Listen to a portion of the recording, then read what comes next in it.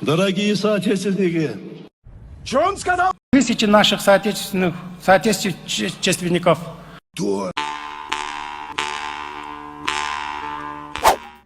Инаугурацияда Кыргызстандын президенти Садыр Жапаров дагы орусча сүйлөдү. Ал элдин тагдыры үчүн жооп берем деди. Кыргыздардын тарыхы жөнүндө айтып берди.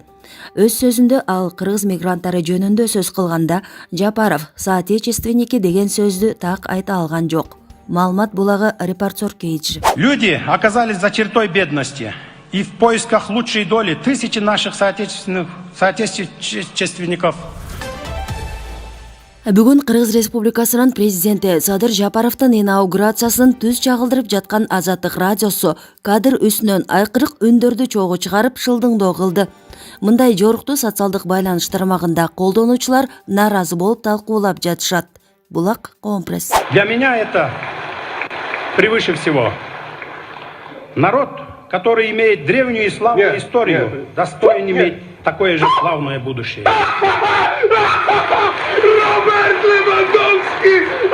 Стремленность нашего народа были сильнее. Депутат Камчыбек Жолдошбаевдин жосунсуз жоругу.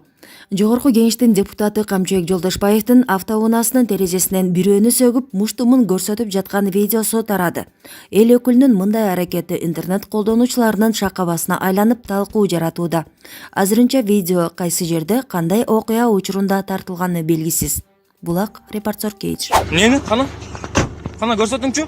Менин. Кана? Азаттык радиосу президенттин инаугурациясын түз эфирде чагылдыруу маалында кеткен техникалык мүчүлүштүк үчүн кечирим сурайт. Мындай мүчүлүштүккө эфирде компьютер аркылуу социалдык платформаларга чыгарган техникалык кызматкердин катачылыгы. Тактап айтканда, берип кетип жатканда кызматкердин башка интернет баракчаларын байкабастан ачып жибергени себеп болду. Бул катачылык үчүн эки кызматкерге сөгүш берилди. Азаттык радиосу Кыргызстандын коомдук телерадио берүү корпорациясынын YouTube порталындагы түз эфирде алып көрсөтүп жаткан. Бул ирет ант берүү аземин түз чагылдыруу укугу коомдук телеканалга берилген. Бүгүн президент Садыр Жапаров ант берип, президенттик кызматка расмий киришти.